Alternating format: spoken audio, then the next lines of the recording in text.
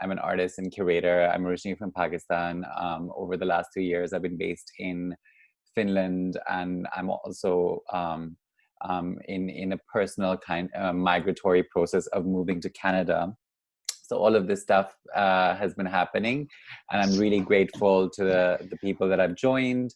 As Jiva suggested, that the format of the webinar is that I will present probably around 30 minutes of my ongoing project, and then we can have a discussion. And if people are up for it, because it's such a small group, maybe it would be nice to kind of have introductions from all of you as well. But I'll start diving in and to give a kind of more practice related introduction. As an artist, my work is primarily rooted in traditions of painting, but also simultaneously, curatorial work was something that went alongside. And so I remember that 1 year after starting my undergraduate studies, I actually started a project space in Lahore, Pakistan called Gallery 39K. And it kind of began as this initiative to connect with other young artists who were kind of not finding their voices or being represented within the larger narrative of contemporary art. To set a bit of context to that, this was in 2007, and that this project space began. So it was after, like, a few years after 9/11 had happened, and in many ways, for my generation coming out of Pakistan, 9/11 was a very important definitive moment in art making. It kind of put a spotlight on Pakistan, and as a result, a lot of the work that started coming out of that space had a lot of the kind of political and social issues that were kind of globally relevant. And so at the time, as a young student, I was just thinking that, well, there are other histories to Pakistan, or at least art in Pakistan, and in particular, modernist histories. As a painter, I was very interested in formal investigations. And obviously, I knew a lot of people who were interested in exploring those trajectories, older artists, more established artists, as well as younger artists. So this project space began. It began with a couple of other individuals, Rakshanda Atwar and Rubab Uppal. But over the years, it kind of became this organic space where I would reach out other artists through Facebook, and they didn't even have to be artists. Quite honestly, they were sometimes designers and non-artists, and it was just someone who was interested in dialogue and kind of experimentation, and then we could have an exhibition at the end. So that's something that ran parallel to my artistic work. And what is interesting is that over until I started my doctoral studies in 2017 at Aalto University in Finland, there was always this kind of tension between the two roles, where I felt that my artistic career my artistic role was independent of the curatorial role, and oftentimes there was this tension where I felt that there would be conflict, and I didn't feel that it was these two roles were kind of finding any kind of reconciliation. And obviously, when I was younger, often people would tell me that I had to choose one in order to excel. And I think I've been very resistant to that, because both roles have been important to me. And I'm fortunate in that sense that finally, after almost like 10 years, some threads are starting to kind of connect between the two. And so that brings me to the Mythological Migrations project, and I'll share the screen now. So I can start. So this project, like, the full title is Mythological Migrations, Imagining Queer Muslim Utopias. It's something that I started more formally about a year ago as part of my doctoral studies.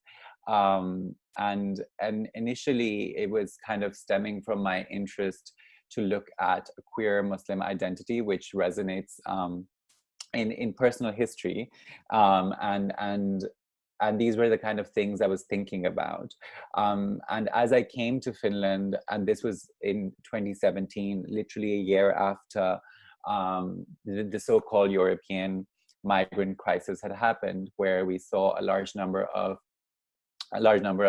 refugees and asylum seekers come onto the continent, and what that meant was that there was a range of issues emerging, and within that we saw a significant number of LGBT immigrants come in as well, who were facing very particular issues, which is what I eventually became interested in. And so to kind of specify the kind of interest a bit further, there are many challenges that the immigrants face from the point of entry to the point of being part of the society and kind of living on. And for me, I'm interested in some of the challenges that were manifesting in the Finnish context once the immigrants had been accepted as refugees and asylum seekers. There's a lot of research that is happening that looks at legal issues, for instance, at the border. And those are things that I'm not particularly focusing on. Instead, what interested me was that there were LGBT immigrants that were facing issues at the two gay nightclubs in Helsinki, where there was a clear pattern of rejection that was taking place. And later on, it was proven because one of the clubs ended up posting an Islamophobic article on their social media by accident. And so it led to kind of a more explicit conversation. It led to protests. It was written in the local newspaper. And so I became interested in this kind of history and this kind of exclusion. And so I began with this research paper that was published. It's available online if anyone wants to read later, as part of feminism and queer in art education. And I started, kind of connecting with an initiative that had formed very early on as the immigrants were entering Finland, and it was called the LGBT Cafe, Queers Without Borders. It initially began as a space, as once a month space that would kind of be a welcoming space for LGBTIQ plus immigrants. And it was kind of started by local Finns, and eventually it had some of the immigrants become prominent organizers of that group as well. And so in the beginning, it was kind of this kind of space that was just kind of where people would come, have coffee, introduce each other, try and find community. But once the rejections started happening at the nightclubs, this cafe started occupying a much more radical position of hosting an independent party, if you like. It was something that was limited within the Finnish rules and regulations because this kind of gathering had to end at 10 p.m. So people would start gathering at 6 p.m. and spend the first half of the evening introducing each other, having an organic conversation, and then have this kind of free-flowing party, often with Arabic music. And so it was something very beautiful to witness, and it's something that is still ongoing in Helsinki. And so I started talking to a lot of the immigrants and hearing about their journeys. And out of those conversations, two central questions started emerging for me. One was because a lot of the people that had come from Iraq in particular were escaping honor killing that was based on gender or sexual violence. And so many of them were rejecting Islam as a culture, as a religion that was not accepting of who they were on a fundamental level, and rightly so based on their experience. And on the other end, the same people who had come from this history of violence and not being accepted, coming towards Europe in search of acceptance based on their gender and sexual identities, were now being targeted for their race or their immigrant status and being excluded further from the queer spaces that they wanted to be part of. So this kind of double exclusion became the central kind of starting point for this project. And I started thinking about, okay, how do we expand Islam to include queer perspectives, but also how do we expand queerness in the West to include non-secular perspectives? And the reason this second question came was because I was reading a lot and learning about the history of racism in the Finnish context. And to simplify the discourse, it's situated in the discourse of invisible whiteness, where and again, this is a very simple kind of explanation, but generally speaking, it's understood as that, you know, after the Second World War, countries such as the UK, France, and Germany went through a post-colonial self-reflective moment. There's obviously a lot of work still to be done, but there was still some process of reflection. But in the Nordic context, and specifically in Finland, that did not happen because they did not feel that they had a part to play in that kind of moment. And so the kind of, again, very simplified, but again, society went on to think that they weren't racist, but then the European migrant crisis happened and there's an influx of immigrants, and that's kind of certainly brought issues that were buried deep to come to the surface.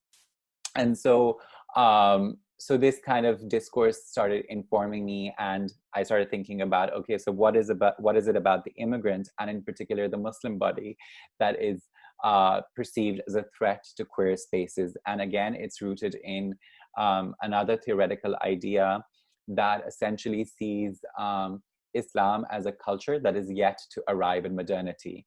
And thus, by extension, and because queerness is an ideology that emerged in a secular thought, somehow being Muslim and queerness cannot coexist in those ways of thinking. And so, so that is why I started thinking about, okay, how do we expand queer spaces to include these non-secular perspectives? And that brings me, and I'll move on to the next slide, but this was just an example of racism, Islamophobic racism that kind of occurred in Helsinki at a mosque right after the attack in New Zealand. And so there are many, many examples that one can find. But essentially from here, it started bringing me to think about artistic frameworks of addressing these central questions. And that brought me to the question of mythologies. Now, mythologies within the Islamic context itself is a contentious issue, because the Quran, which is the holy book for Muslims, is considered the central and primary source. It's something that we cannot question in terms of its authenticity. And so a lot of the things referred to in the Quran are referring to how we should live, but then there's also other kind of stories that are not to do with this world, which is what I'm interested in. So, for example, descriptions of heaven, or other stories that are to do with the creation of the universe. And so within the framework of this project, I refer to that as mythologies, but for Muslims, it's also considered a reality. And so I'm interested in this kind of position where we can think about mythologies as possible pasts and futures that exist. And so when I started thinking about mythology, and I'll give a few examples about the specific ones that I'm thinking about, I also wanted to be very careful about not making them imaginative without a historical basis. And that is what brought me to the Sufi philosophy in Islam. So Sufism is a particular strand of Islamic thinking that is rooted in, for lack of a better word, non-heteronormative way of thinking. It has always emerged from the margins. It is something that has propagated love. It is something that has propagated going against institutional structures. And there are many countless examples of Sufi figures that can be seen throughout history. So one of the most prominent ones that we see posted on social media is Rumi, Jalaluddin Rumi. And and then his relationship, his intimate friendship or relationship with Shams. Again, the nature of the relationship cannot be determined in this present moment, but what we do know is that this is someone who dedicated or saw love in this other person who was of the same sex, and celebrated that love and friendship, or however we want to call it. And so I started thinking about other figures, and one of them is Madhulal Hussain, who is buried in both of them are buried in Lahore, Pakistan. And Shah Hussain was the Sufi saint, and Madhulal was his Hindu friend, lover. Again, we cannot know the exact nature of the relationship, but they are buried together. They are known as one together. Annually, at their death anniversary, they're celebrated by a song and dance. And so more recently, what we're seeing is a lot of young queer people are finding spaces such as Madhulal Hussain's shrine as a local way of starting to think about queerness. This is an example of one of the poems that he had written. It's translated by Naveed Alam. But this is just one example of an actual figure that existed in history that lived a different kind of life from the mainstream. And one can think about understanding queerness from Islamic perspective. And then there are other figures as well. Someone I am very interested in is Rabia al-Basri, who can be considered, who is widely considered the first female Sufi in the history of Islam. It is clear from kind of looking at her life and kind of beliefs that she would have certainly not propagated pro-LGBT ideas. But what is interesting in her narrative and her life is that at a very early point in history, she advocated for a position that refused marriage, and she sought to find divine love. In fact, what is interesting is that often the concept of divine love is associated with Rumi, but Rabi al-Basri is the first person to have arrived at the concept of divine love, which was to do with God. So I'm very interested in these kind of historical figures to start thinking about mythologies then. And this brings me to the first example of what I talk about as a mythology, and as the concept of the Char Bagh, which literally translates as 4 gardens. And it's mentioned in the Quran as 4 gardens in heaven. There's a central fountain, and there's a very visual description of heaven, including the infamous promised virgins to Muslim men. And so that I started thinking about that and looking at artistic examples of that concept, and it manifests specifically in miniature painting.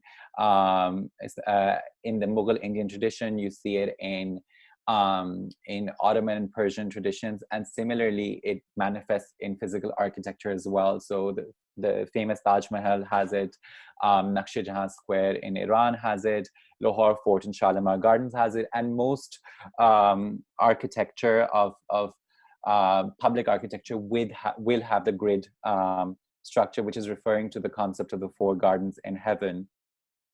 And so then this brought me to the question of how do we get to heaven? If there is a destination in mind, how do we arrive at heaven? And this brings me to the concept of the Burak, which comes from the Arabic word bark, which means lightning. And it is described as this creature that is kind of between a mule and a donkey. It has wings, multicolored wings. It has a handsome face. And it moves at the speed of light.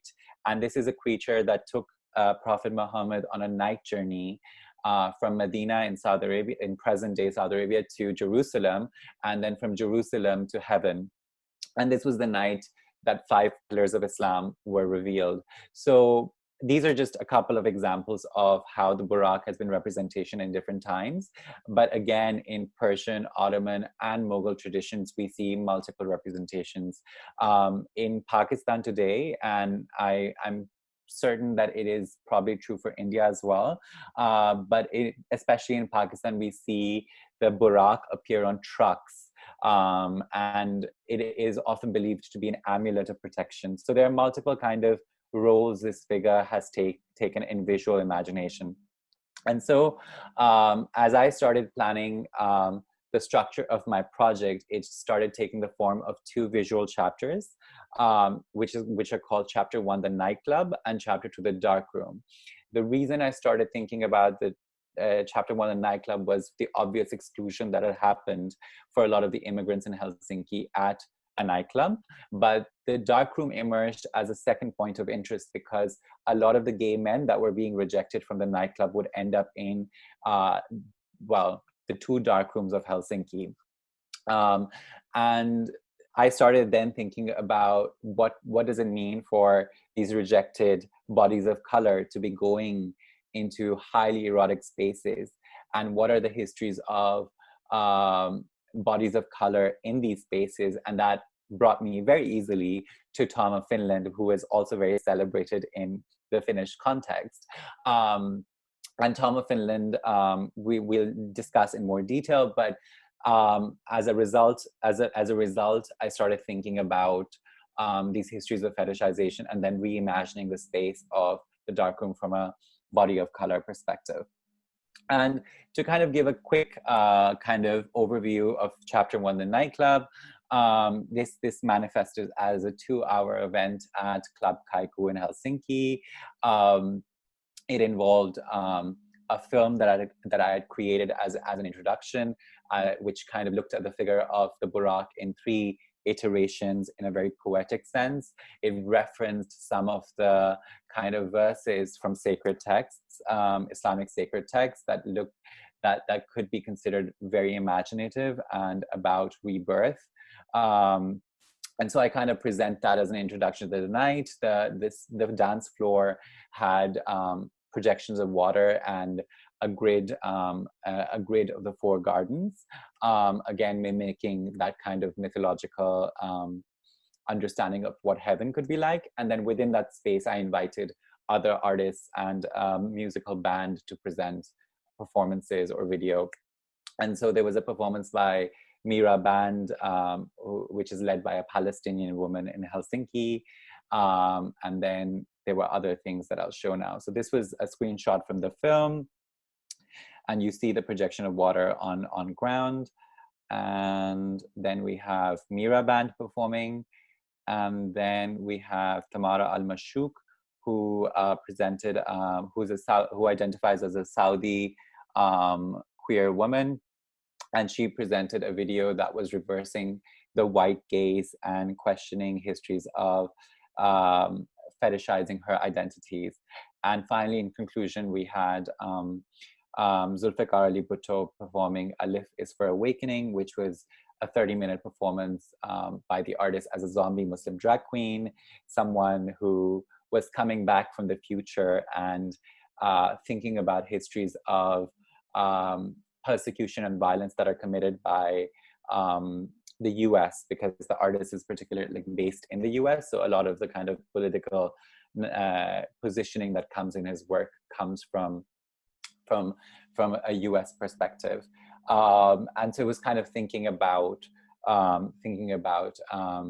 what if all the people that had been killed by the US in the war against terror come back to life to seek revenge.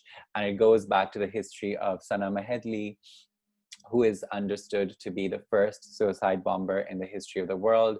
And this was a woman who was Lebanese, and she worked in a video shop in Lebanon, and basically went and blew her up next to an Israeli tanker.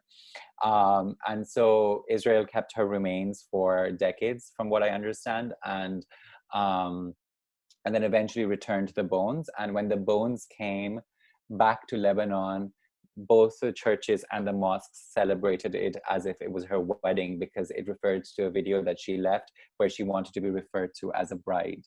And so the zombie Muslim drag queen kind of recreates a lot of that history and kind of revisits that history. And so it's a very powerful and provocative performance.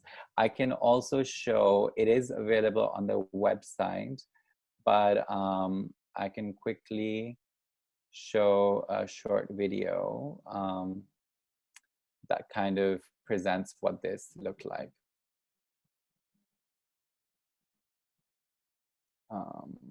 Let's see, hopefully it will.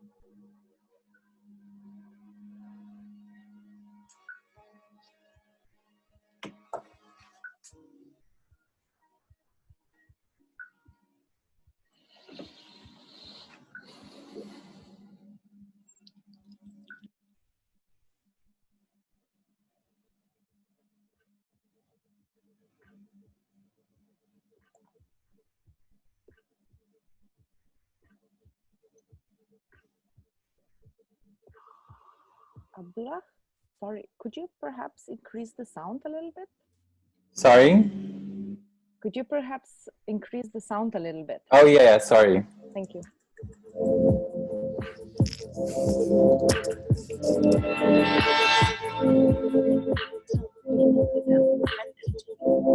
Do you even see you?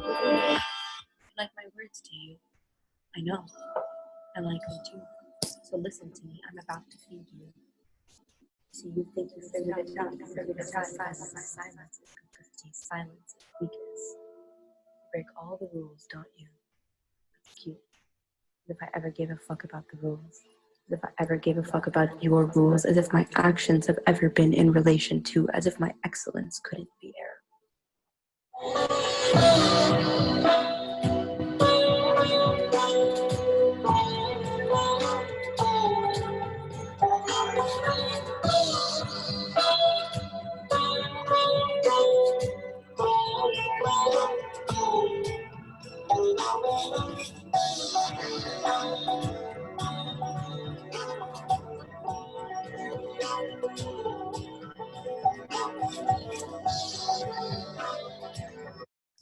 Okay.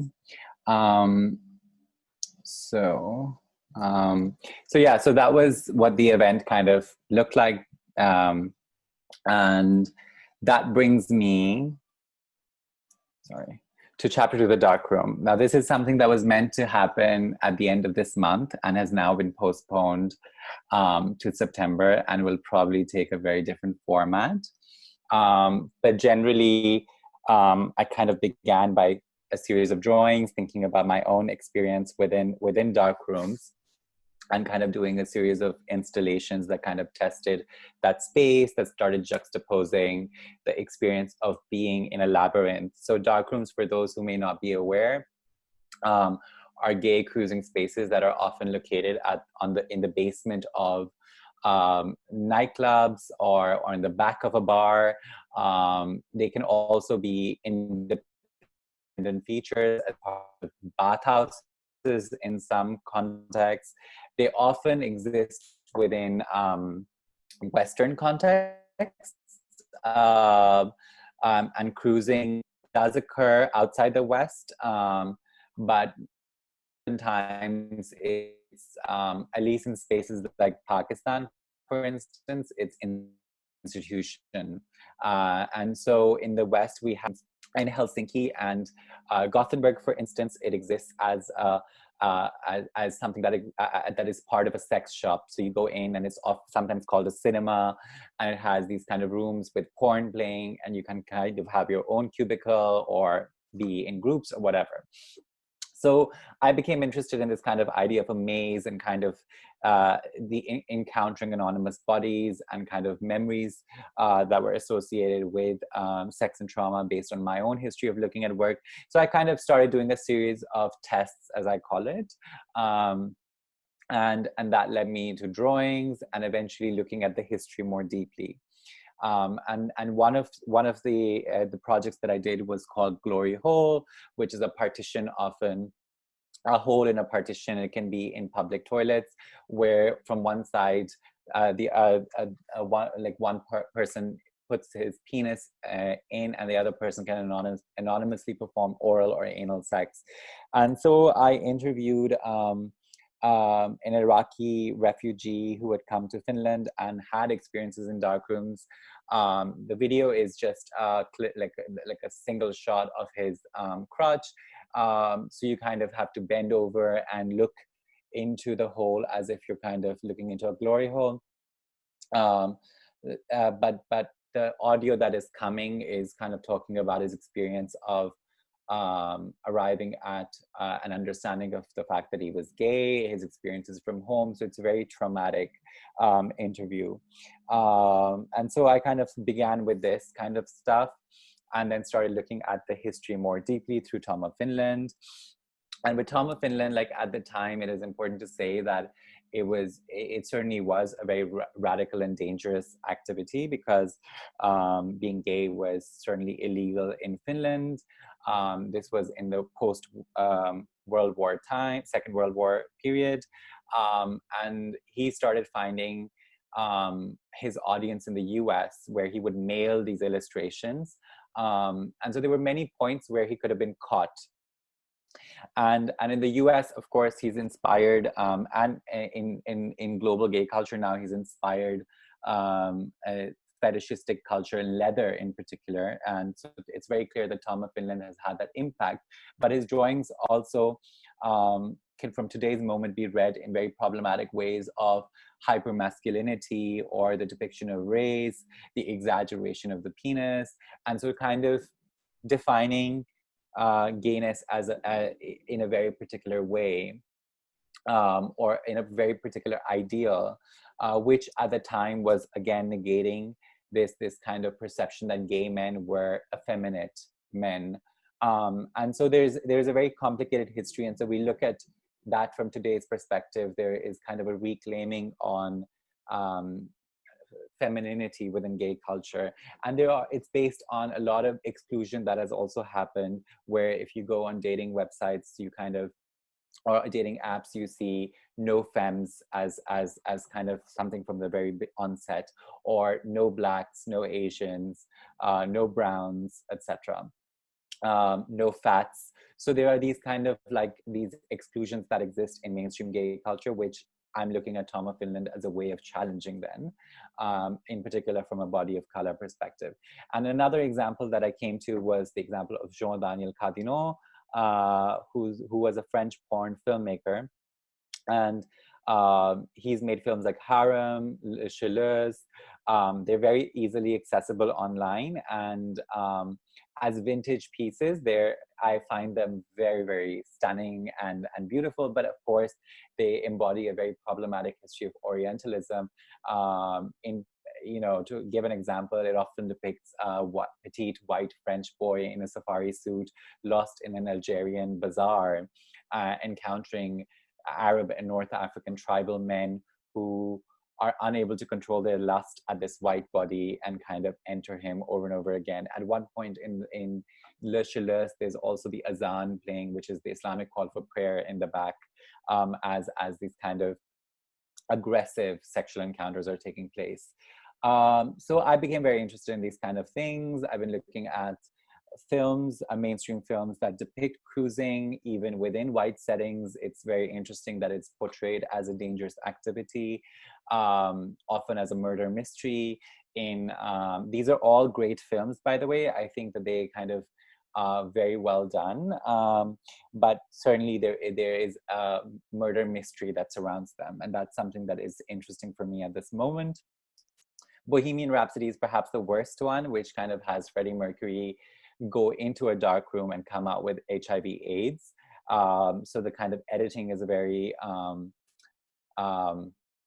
basic, like, you know, it's just like very, very direct reference that somehow this is the only place where HIV/AIDS could have happened.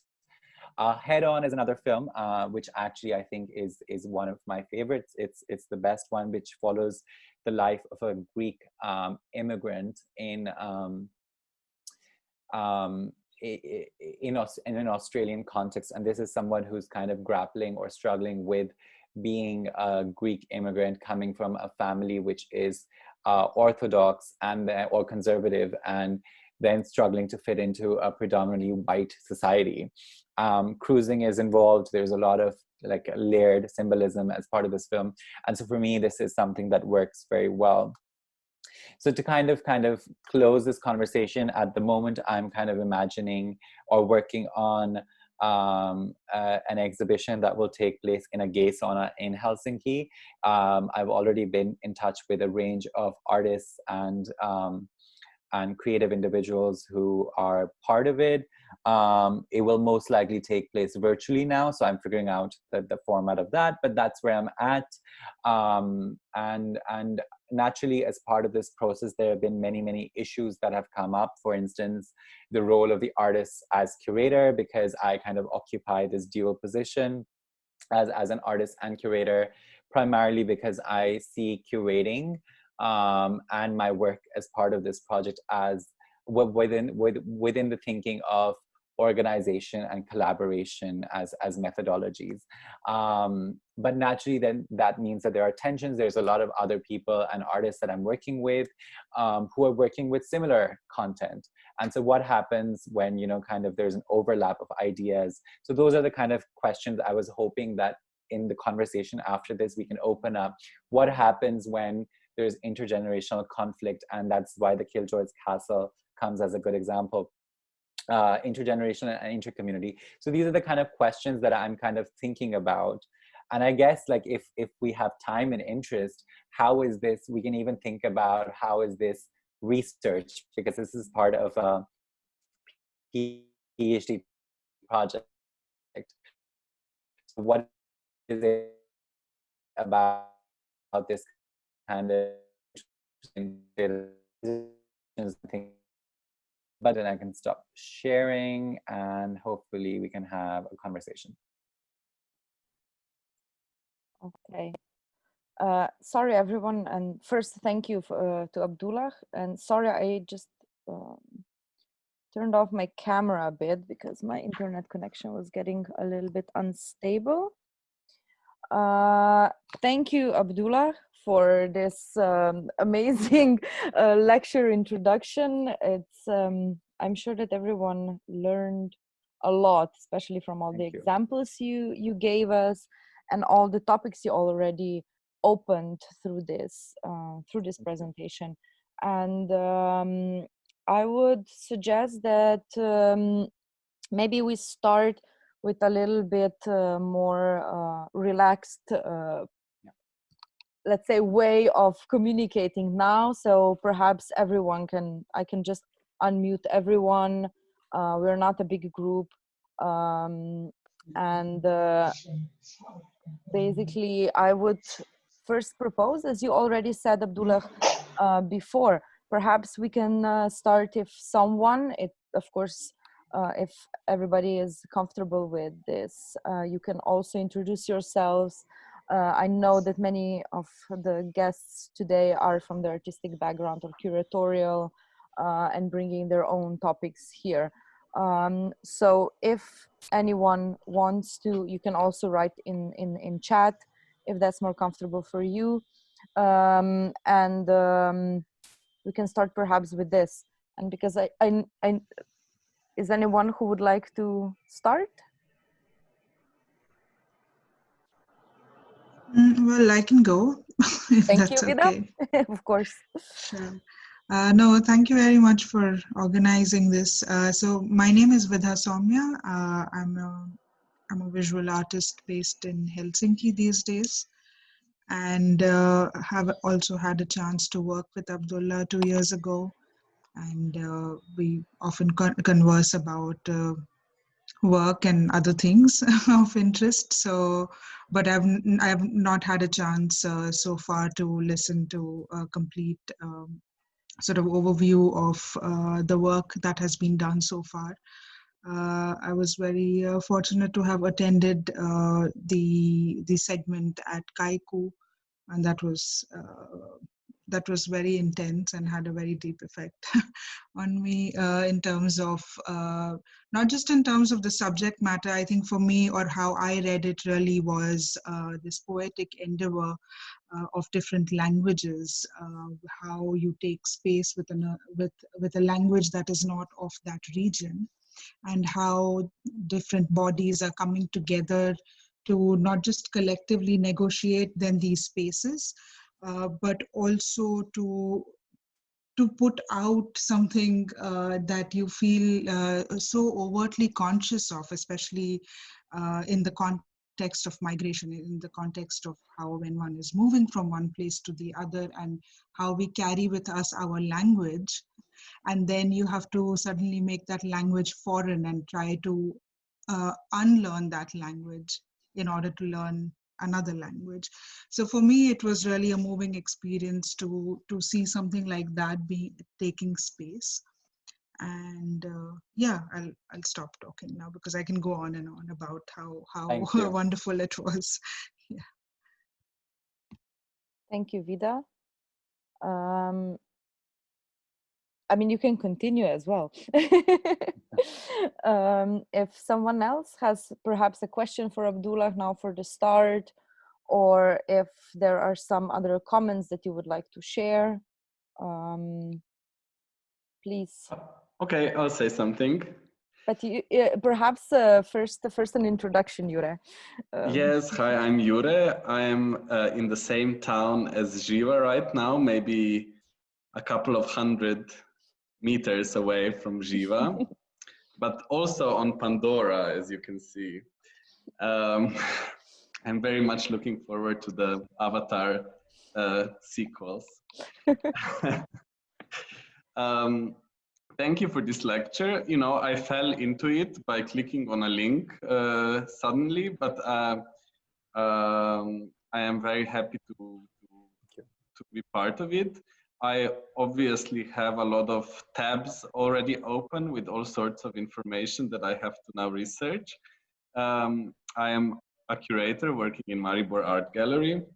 I am gay myself as well, and so all of this is very interesting. Maybe I have one comment and one question.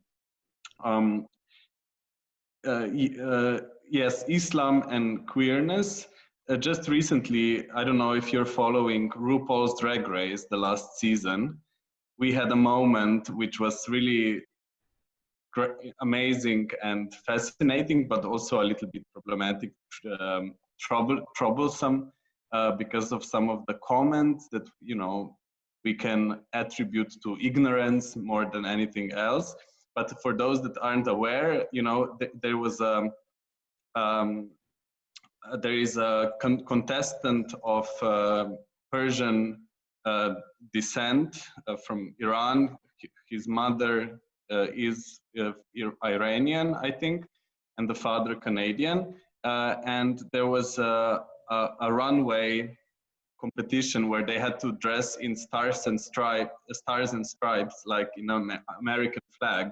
And this person, her name is Jackie Cox, this drag person persona, wore a hijab. I don't know, they called it a hijab. I don't know if it was a hijab or if you can, yeah. And they were at the end have to sing for or lip sync for their life to the song by Katy Perry, Firework. And it was a very emotional moment. Anyway, but it was one of the first representation in that kind of way that I recently saw, and it just reminded me of that. But the second question, or the first question that I have is this burak. I wasn't aware of this creature before. And you mentioned it's a very fabulous creature, and you mentioned that it has a handsome face. So is this creature a gendered creature? Does it have a gender? And maybe you can comment on that a little. Mhm. Okay, so I think that it's very interesting that you mentioned this RuPaul comment, because I've been hearing about it and I'm being pushed in to see it, but I've been avoiding RuPaul Drag Race like the plague, or like coronavirus, because I'm just like, I don't want to. I mean, I think I don't agree with. I mean, I think it kind of connects with my issues with a kind of conflict, how we sometimes thrive over conflict or competition within community. And I think I fundamentally believe in methods of solidarity and care. And obviously, like, these are things that have over time become much more articulate in terms of these words. But I think that from a very young age, I've not been comfortable with ideas of competition. So this kind of culture of having 2 queens or 3 queens come on and kind of be sassy with each other for everyone else's entertainment is something that doesn't sit comfortably with me. Having said that, from what I hear, this is a very powerful moment. So I'm sure I'll end up watching it at some point. Thank you for bringing that up. In terms of the Burak, now this is interesting. I've read the actual text. So in Islamic interpretation, the primary text is the Quran, and the Quran goes, and there's a long history of this. I'm not gonna go into the details of this, but the Quran itself is considered always the primary source in any Islamic interpretation. And the second source is hadith, which are the sayings and the actions of the Prophet. And so the story of the Burak is mentioned in the sayings of the Prophet, not in the Quran. In the Quran, we have reference to the night journey, but not how the Prophet went there. So in the sayings of the Prophet, there are verses which are just a few lines. It's not gendered. It can, I mean, you can read it as it's not gendered per se. There's also something interesting about the Arabic language, and I've recently started studying it, and also feminists like Amna Wadud have been writing on it, that there is a limitation in the Arabic language to talk about things that are non-binary, for instance. So Allah, for instance, is very clearly stated as as an entity that is not male or female. It's not human, Allah, but in the Arabic language, he translates as he with a capital H, right? So people like Amna Wadud have started questioning the expression and questioning the gender of Allah as he, she, they interchangeably. So there are very interesting kind of dialogues that are happening from a feminist perspective. Now, with the Burak, the handsome face has been, it just says it's a handsome face and there's a Burak, and it's not gendered per se because there isn't a clear reference to the genitalia of the Burak. There is a very visual interpretation where the angel Gabriel appears with the Burak, and as the Prophet is about to mount the Burak, angel Gabriel says to the Burak, "Oh, Burak, are you not embarrassed? No one as great as this personality has ever ridden you before." And hearing this, the Burak becomes so embarrassed that he sweats himself wet. So, you know, there's this very visual imagery that surrounds the Burak. And in history now, it is very interesting that in visual representations, and I've looked at a few now over the decades and centuries, in some cases, it does seem like a very boyish face, and then in others, it very clearly became a female face. How this happened is most likely I haven't looked at this more deeply, but I suspect that it is because of different standards of beauty that went on in the Islamic world. And so that's allowed for multiple interpretations. But as such, the wording is fairly open for us to understand. And also, I think in present day language, we understand handsome as masculine, but actually that's not how. I have to look at it. I'm going to be honest, I have to look at it, but I'll have to go back to the Arabic word used. and what are the contexts of the Arabic word for handsome in language. So I think that would be an interesting thing, but that's what I think, that, you know, it's particularly open. Some people even think that it is trans in the sense that it is a stallion with a woman's head. So it's kind of in kind of visual interpretation, it's fairly open. Thank you. Okay. Sorry, I also, perhaps I misheard prior during the election, but the exact word burak, it means... So it comes from bark, which means lightning. Yeah, you mentioned this, sorry. And so this connects with the idea that burak, so the another description of the burak's movement is that when it moved, its kind of hoof went as far as the horizon. So what we're kind of understanding it is that it kind of moves at the speed of light because of lightning, right? And apparently, I've not validated this, but in kind of Islamic lore, apparently there are hoof steps in Jerusalem where the Burak descended. So there are also kind of these kind of stories that surround it. Thank you, Abdullah. Would anyone else perhaps want to comment, question, or just share their thoughts? Perhaps we can also because at the beginning you were saying, Abdullah, that you were also in multiple parts of your presentation lecture, sorry, mentioning this dual role, let's say, of yourself as an artist, as a curator, and also your position from starting you know, to juggle or to overlap both of these roles already in Lahore, and then when you moved internationally. Perhaps just if you could give us some kind of a reflection on also how this practice and this, let's say, conflict balance between these two roles within yourself also changed through your migratory experiences of like living in Finland, living in Canada, working in the States as well. You had projects there. Also, I mean, thinking in ways of also how is this kind of connections and collaborations built when we also move this kind of spaces, you know, when we physically move somewhere else, and then, you know, again, you have from another context forging this kind of alliances again also, and collaborations, either forging new ones, either you know, going back to old ones or so on. Like, what were also the challenges and also maybe the changes here that you noticed that happen, of course, through personal experiences of everybody involved?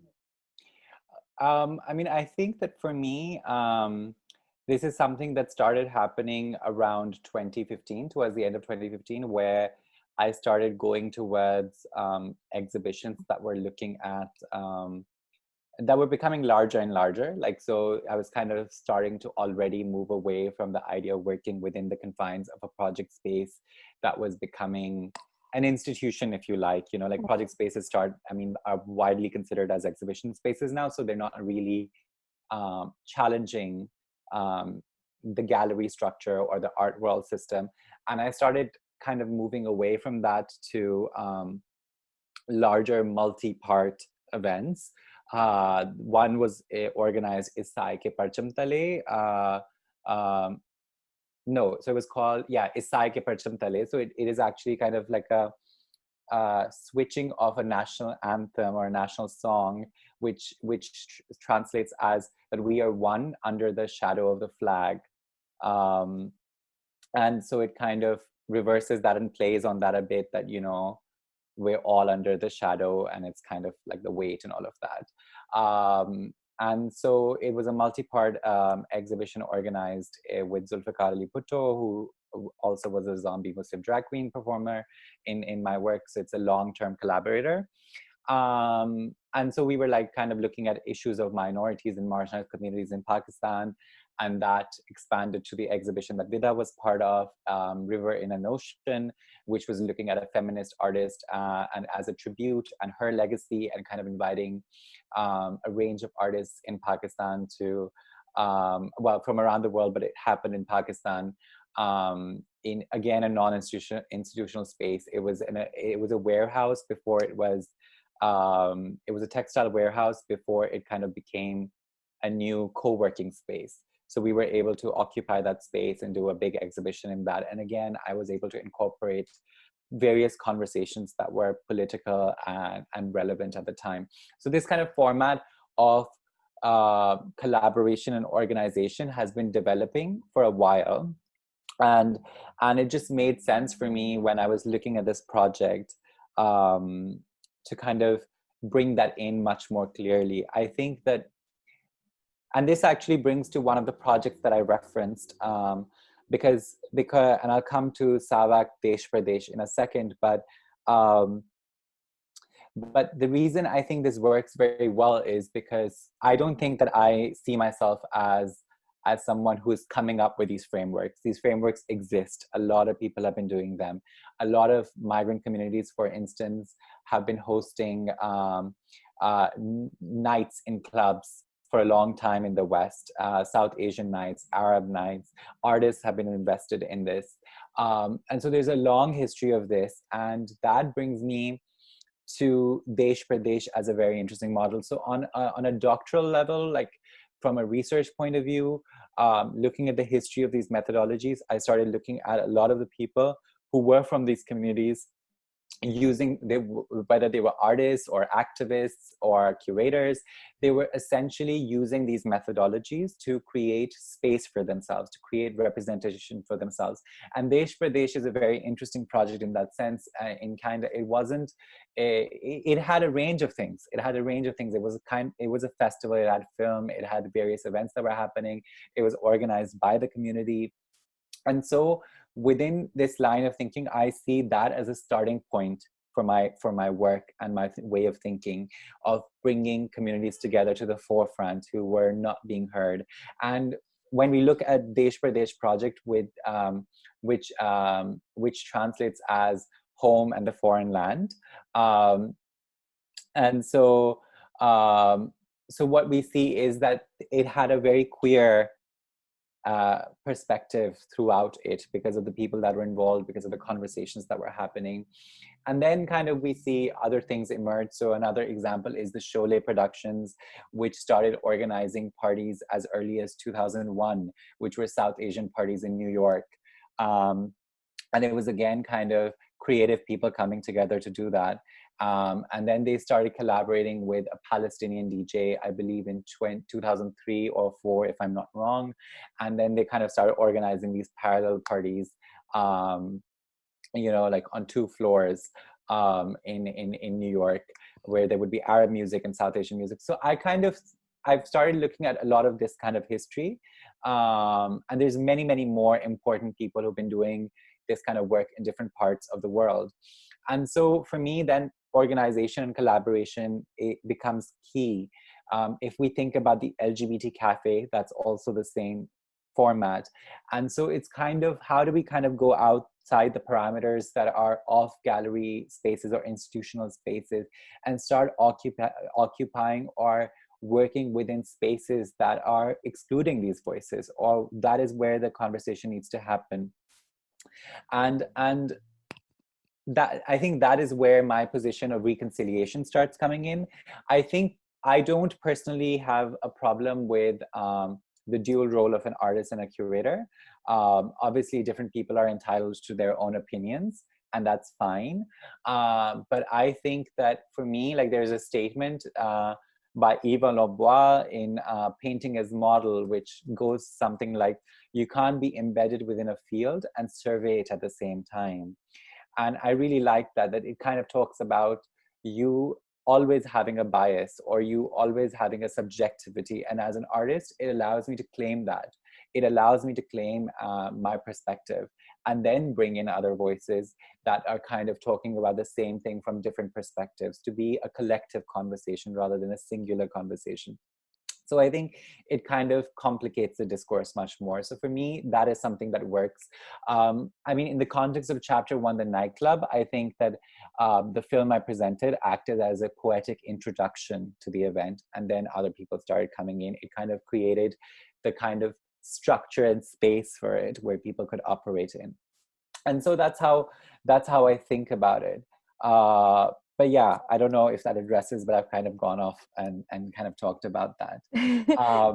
But I can talk about a little bit about Killjoy's Castle, which is an interesting example, and it kind of also addresses, I mean, I won't go into too many details, but basically, as part of the work that I'm doing, there's obviously been like some kind of tensions and difficult conversations with collaborators as well. And that's something that is natural because so many of us are working with queerness, we're working with Muslimness, and we're operating within a predominantly white context where we are fetishized. So to give you an example, if I was in a panel discussion representing this view, why would they have another person as well? So we're kind of in competition with each other, right? So there's this idea that somehow we're competing with each other.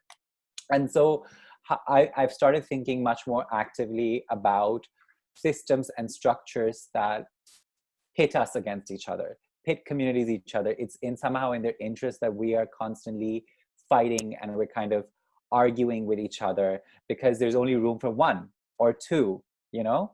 And so I started thinking about that. And the Killjoy's Castle is a very interesting example because they've published a book that actively addresses this and kind of brings a lot of thinking in this perspective, which is what the reflections on a real Ballbusters text was talking about.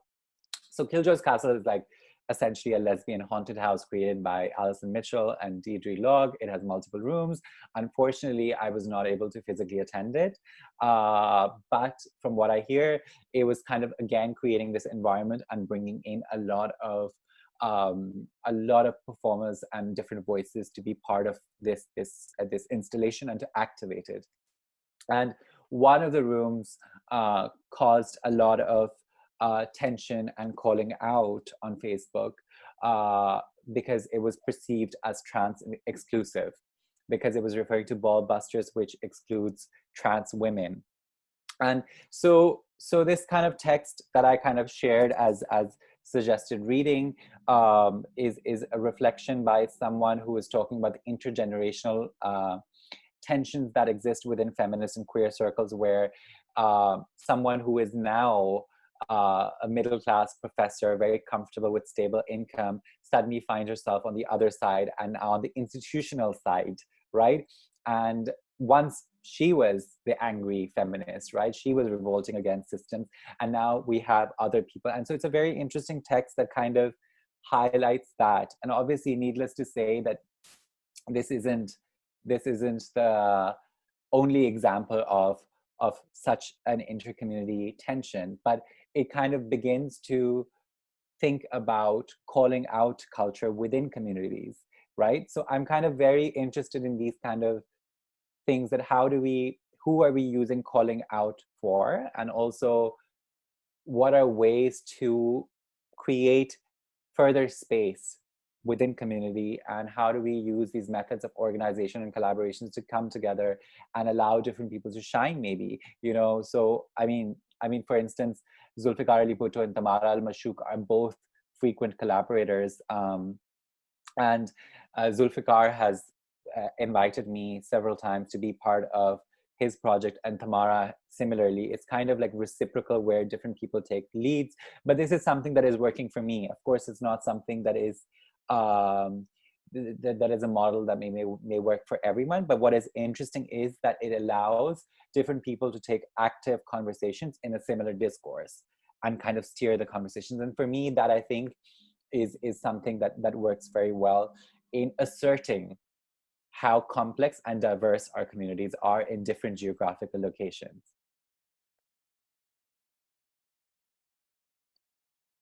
Thank you, Abdullah. It was I think they already all the answers are giving us like other thoughts and other points to think about, and perhaps if someone wants to, you can just unmute yourself if someone wants to add something, and or also just a quick comment. I added both of the projects that Abdullah referred to in the group conversation with the links, so you can also access it there. And already I saw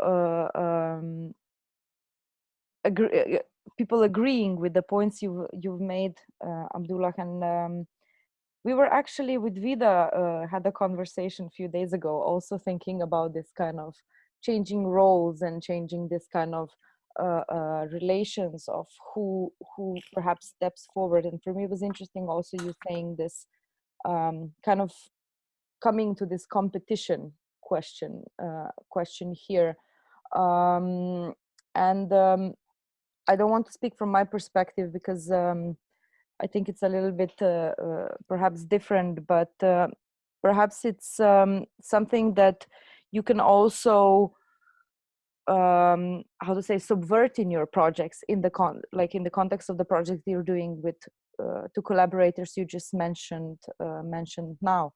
And it's an interesting like coexisting here in this. It could be used also as a reference of strategy for further for us listening here or so on. Certainly something for me to think here as well, because especially with these collaborations which are more long-term, and that was also what you answered to the question, the first question I made. Perhaps anyone?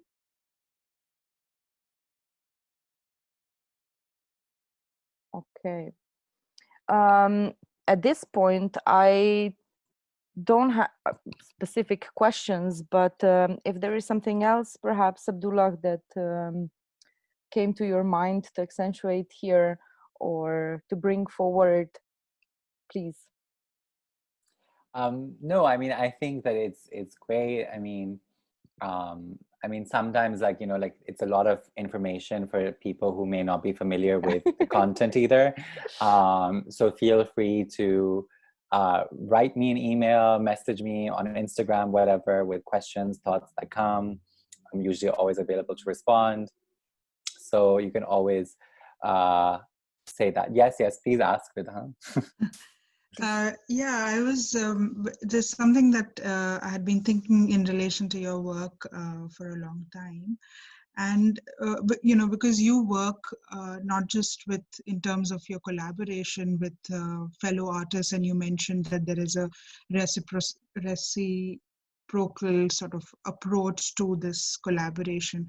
But then you are also working with people who may not be able to reciprocate in that same manner. You know, they're probably more like your subjects at times, or they're people with whom you're looking for source of information or knowledge or a different kind of an understanding.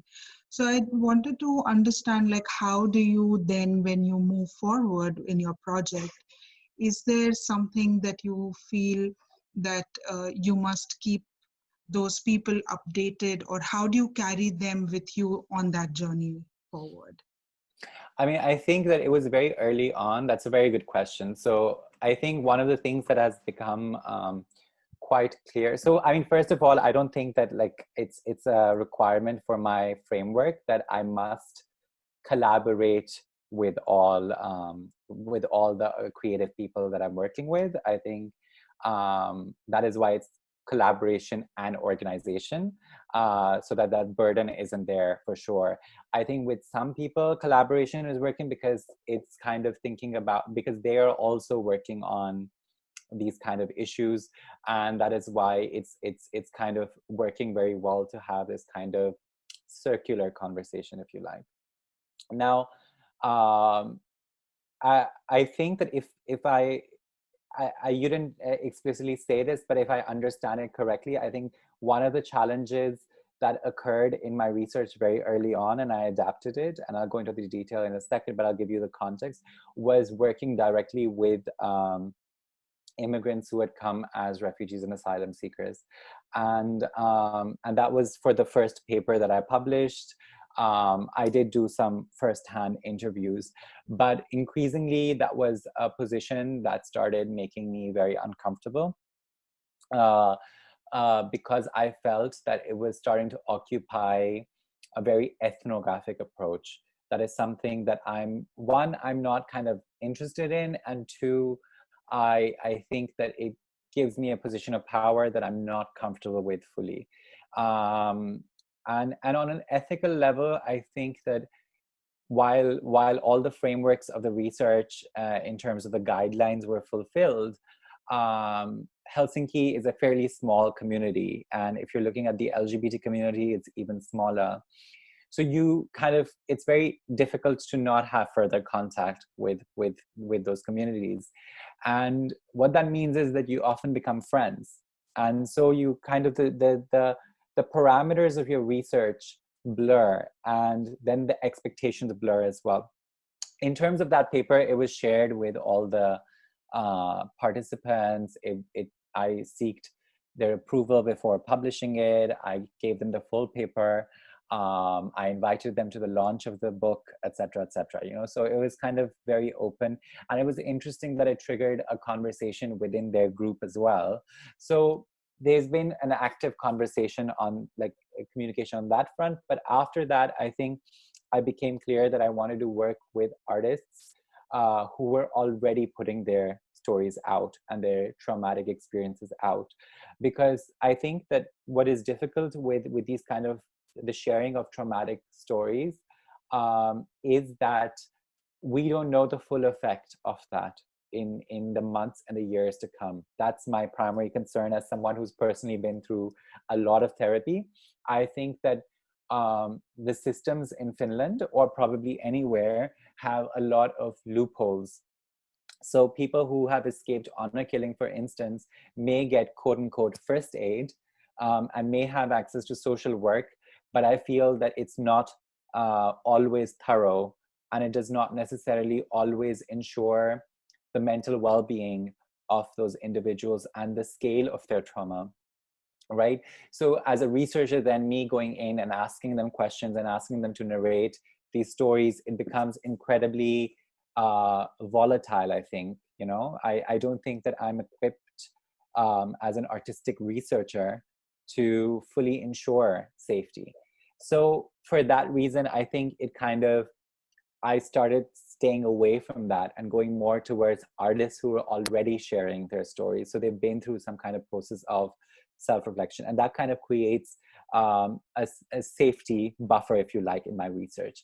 Now, that's not to say that, I don't kind of stay in touch with communities that are essentially the quote unquote the point of departure for this research. And for that reason, I always work or invite partnerships, if you like. So if I was having an event, I would make sure that members of the LGBT cafe, for instance, are on the guest list. They can come in for free or whatever. And kind of they're invited very actively to be part of these kind of conversations. So yeah, so that's one of the ways I tackle with it, but obviously it's very hard. It's something that, we're still figuring out, and I hopefully will be able to do justice to it. Thank you very much. Yeah, I was essentially interested not with the subtext of okay, what are you doing with all this material, or with the people that you're collaborating with, but mostly just trying to understand, as you mentioned, these ways of how does one carry forward a community, because with any kind of working together, there is like this chain that automatically kind of happens. And so thank you for sharing that. No, and I think that's very important. I think it's important for me to say as well that I think that when we're having these conversations, quote unquote, together, I definitely see it as having a ripple effect. Like, I don't think that it's important for me to necessarily be part of every conversation from now on in Finland that is about this, for instance. I think there were conversations happening before me. I came at a specific moment and kind of contributed to that. And then there will be other conversations that happen independently of that as well, that kind of have a chain reaction. So I think there's this natural flow of ideas and contribution that is kind of natural to this process. And I think that I personally welcome that. I do not necessarily feel threatened by it. Like, so it's great that when I'm invited, but it's great when there are other new voices as well that are contributing. And it's always exciting for me.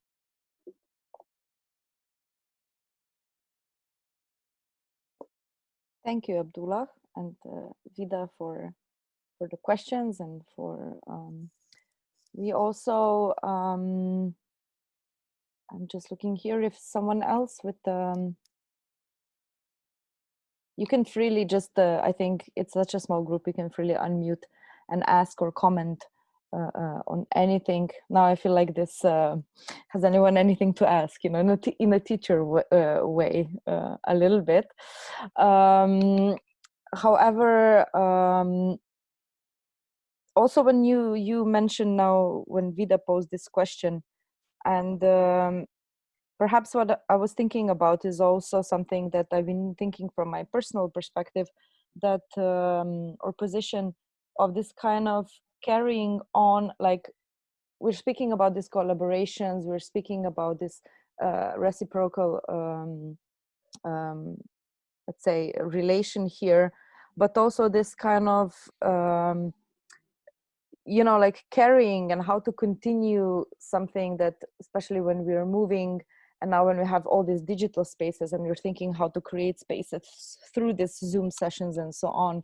And also, like, also when I was inviting you and other people, also sometimes how is this natural flow going, you know, of collaborations, like perhaps not dissolving, but being on stop or on hold at some time, and then picking them up again in few years or few months or something like this, you know. So is this, I have a feeling that also this is very much incorporated in your work as well. Yeah, I mean, some partner relationships, like in terms of collaboration, have been happening in like since 2015. So for instance, Zulfikar Ali Bhutto is someone I've been working with since then.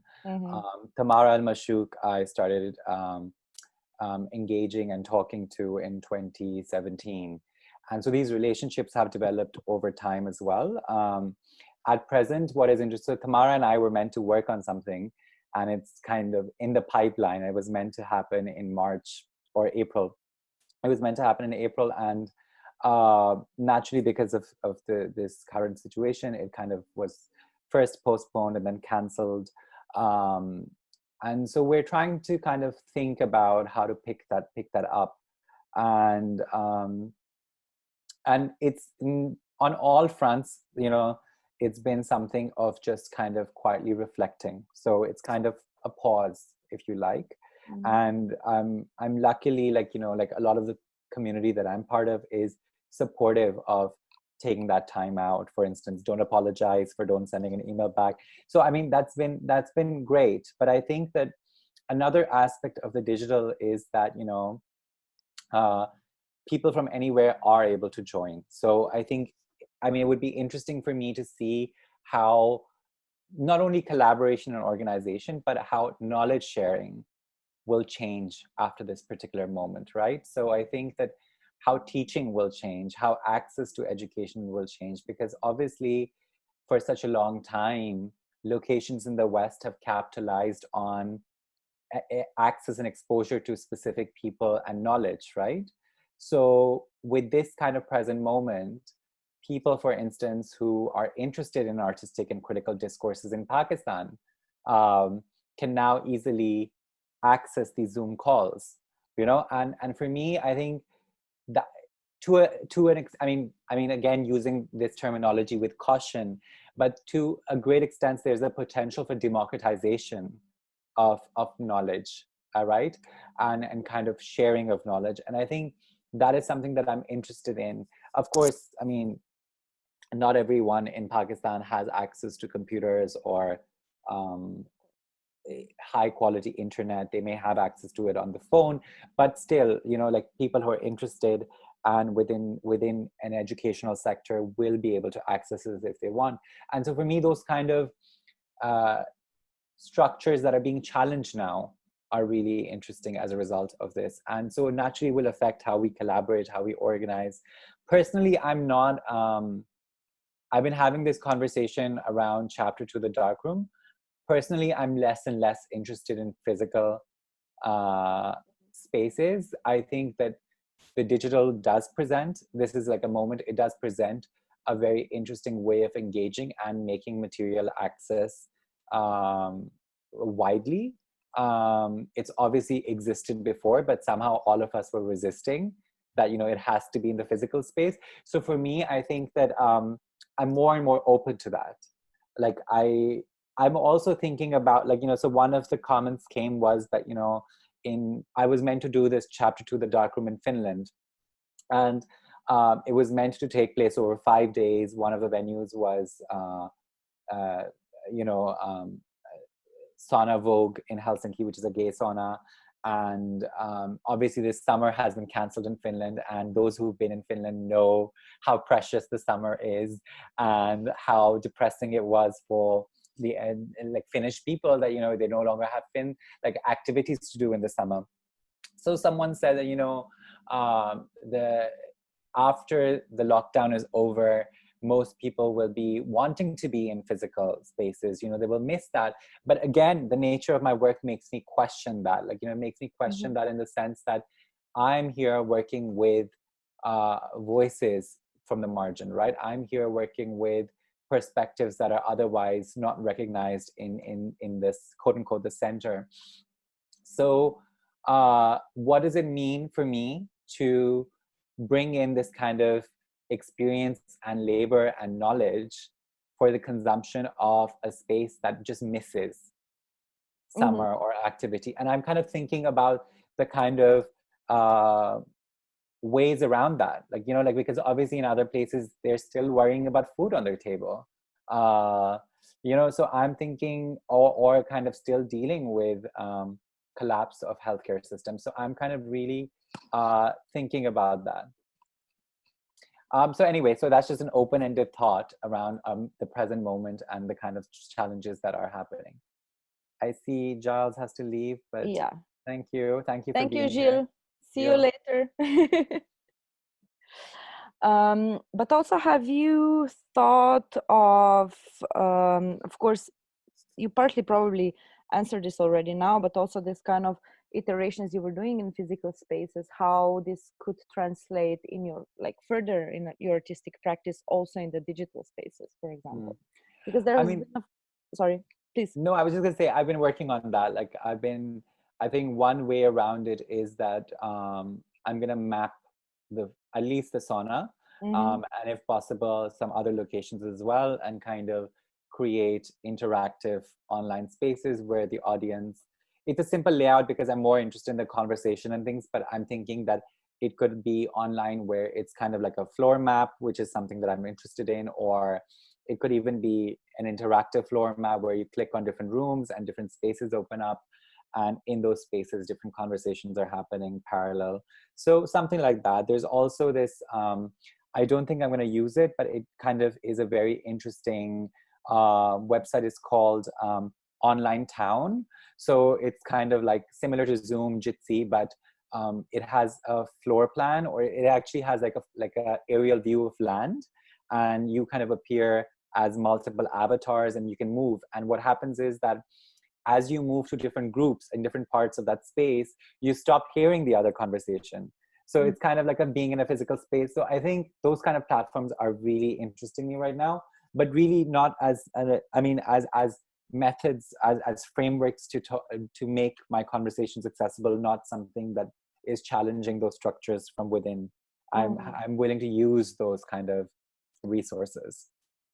Could you perhaps in the chat shared with us, because Yura is also asking what it's called, the platform you mentioned? Online Town. So you can Google it. I just shared it with someone, so I can even share the link. I'll just share it with everyone here. Oh, so everyone. Yeah, I just. Let's see. Okay. Perfect. Thank you. But how have you collaborated also with publics in Helsinki for this? And also you're interested in now challenging these existing structures and thinking the way around it. But how was also this kind of course, we're not speaking again in the perhaps context of Helsinki, but, and you also mentioned in one of the conversations we had yesterday, this creating these spaces between people who moved to Finland, between people who were born in Finland, queer community, LGBT community, how these spaces actually coexist. It gives space to one another, but they're not so much overlapping. So what would be, for example, also your reflection on this? And what were the comments, for example, when the project was presented in Helsinki? I mean, I think the public's framework was interesting because, I mean, as you know, with Finland, it's very difficult to, I mean, a lot of the spaces require rent. So, you know, like even exhibition spaces require rent, and it's often a lot. So there's very little room for those kind of independent activities. I think working with publics was an interesting opportunity because they were organizing a festival that was looking at many of these issues from a broader perspective already within a nightclub. So it was kind of an opportunity made for me. I think that I was able to negotiate kind of a subsection in that, which worked. So it was kind of like 2 hours to myself in a room. I was like, just give me this, let me organize this independently within the space. And it was good to have the support where they obviously dealt with the rent and everything like that, and kind of provided some of the resources as well as the technical support by the nightclub. So those kind of things worked. I think that, you know, there were many responses. There were, I think, one of the least, I mean, there were many things that were happening. So one of the things was that because we had Mira band, which generally sings classical traditional music from the Arab region, and being brought into this kind of nightclub which plays techno and contemporary music. So there was a very interesting moment between the musicians and the sound technician, who was really trying hard to make the instruments match. But the oud, which was one of the instruments, the bass exceeded the limit of the sound equipment. And so there was this frustrating moment of communication between the sound technician and the musician, trying to get the right depth of the instrument. And that itself was a very interesting metaphor that happened in the pre-planning of it. Or when a lot of the songs were being sung, I think this is something that I did not anticipate when organizing, that it obviously was coming from different parts of the world. And the audience that was present in the room, many of them remember those songs from home, right? And so it meant something deeper to them. And to have those kind of songs come into this kind of particular moment became emotional. There were people who were crying. There were people who started requesting songs from different parts of the Arab region. And it became a very beautiful moment in that sense as well.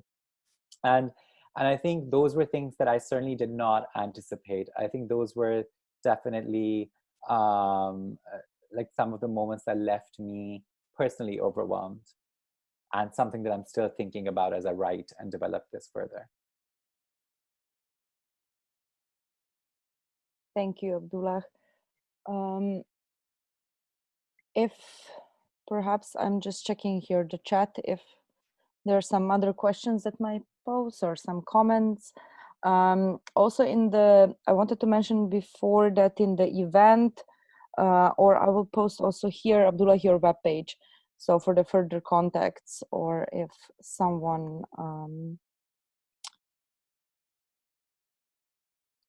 would like to, of course, contact you.